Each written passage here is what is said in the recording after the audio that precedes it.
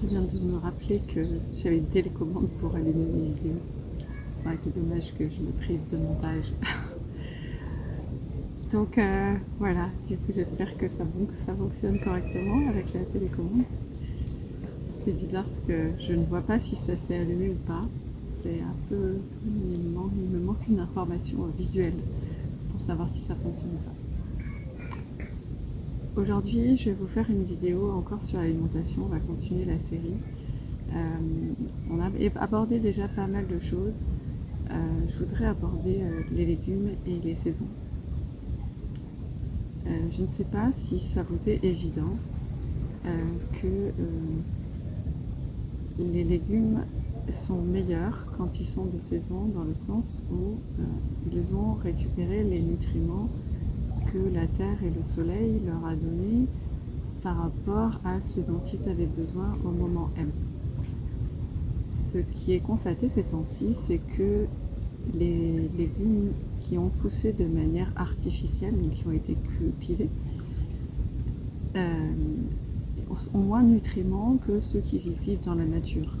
Parce que qui sont naturels, en fait, qui sont sauvages, on va dire. Quand vous faites de la cueillette sauvage, vous allez trouver des aliments avec beaucoup plus de nutriments.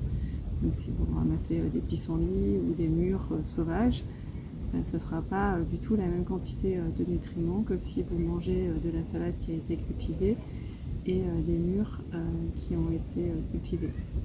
Bon, déjà les mûres c'est assez flagrant, c'est pas le même arbuste, il n'y a pas la même taille. Vous avez des toutes petites mûres sauvages et des mûres qui sont grosses quand même.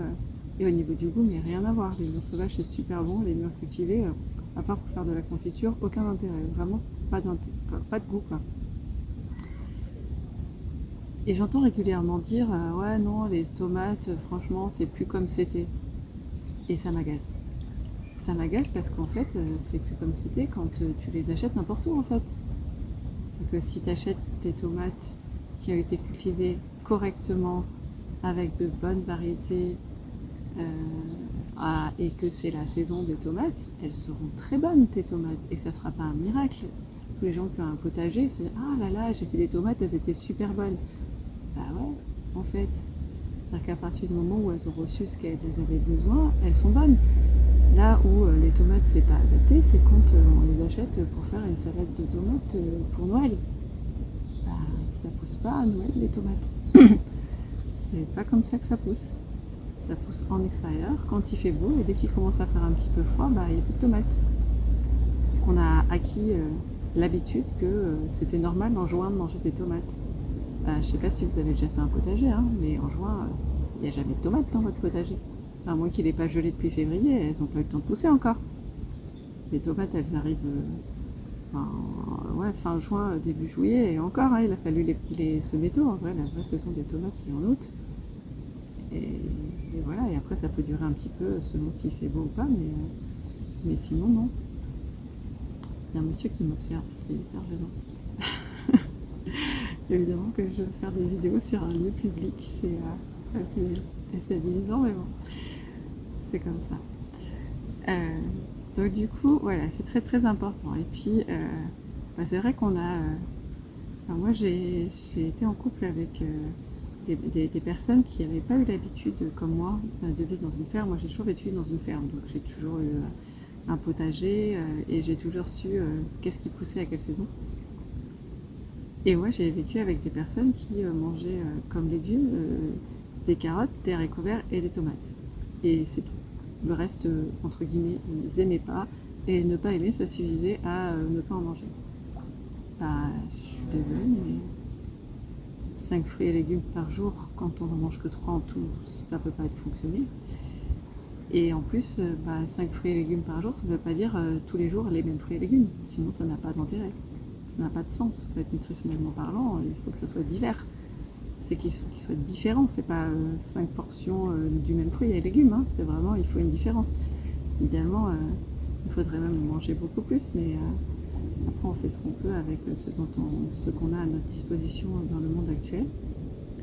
Ça n'empêche que quand vous allez au supermarché et que toutes les tomates elles ont la même forme, la même couleur, le même truc, Ça fait aussi partie des trucs qui m'énervent, la répression des prods par exemple, qui au lieu de vérifier quels produits chimiques interdits on utilise sur les aliments, concentre toute son énergie à interdire de vendre des tomates qui ont la moindre tâche dans un supermarché.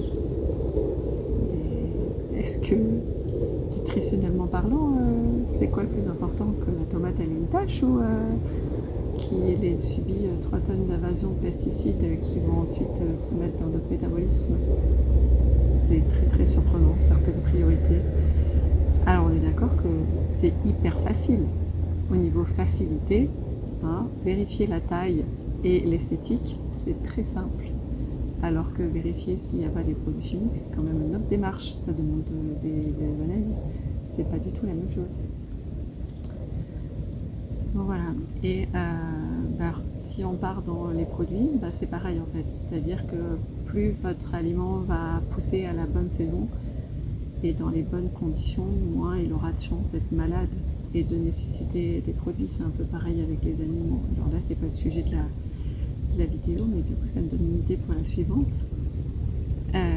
C'est important que le légume il ait eu une belle vie, entre guillemets. Hein. Après, on peut penser ce qu'on veut de l'âme des légumes, mais s'il a poussé dans des bonnes conditions, qu'il n'a pas été boosté à fond. Voilà.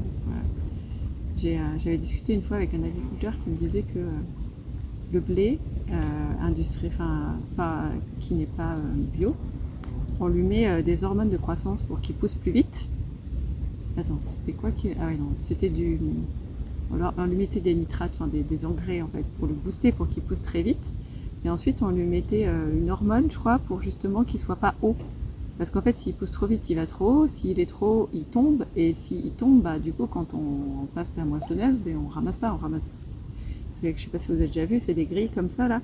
Et tout ce qui est à plus de 10 cm du sol, c'est pas ramassé, donc c'est des pertes. Et de dire, donc on met un produit, puis ensuite on met l'autre produit. C'est un peu comme quand on vous donne un médicament qui vous fait du mal, et puis qu'on vous donne ensuite le médicament qui répare le mal que l'autre il a créé. Enfin, quand on est malade, tu veux bien, mais enfin là on parle de blé, quoi. Enfin, ça me paraît pas cohérent. C'est peut-être ma façon de voir, mais ça me paraît pas cohérent. Et après, ces aliments-là, qui ont subi ça, ils vont dans notre corps. Si on considère que les aliments ont un intérêt énergétique au-delà de la version nutritionnelle, c'est-à-dire qu'on mange des aliments traumatisés, c'est-à-dire qui n'ont pas subi des choses normales. Et cette énergie, je pense qu'elle n'est pas saine pour nous au-delà de la qualité nutritionnelle de l'aliment. Il n'a pas pu plonger dans la terre pour récupérer tout ce dont il avait besoin. Il n'a pas pu créer tous les nutriments dont nous on va avoir besoin. C'est ce qu'on va appeler après des calories vides. Vous allez voir une tomate, on vous dit oui, les tomates de maintenant, c'est pas comme avant. Pour avoir la même valeur nutritionnelle, il faut en manger 30.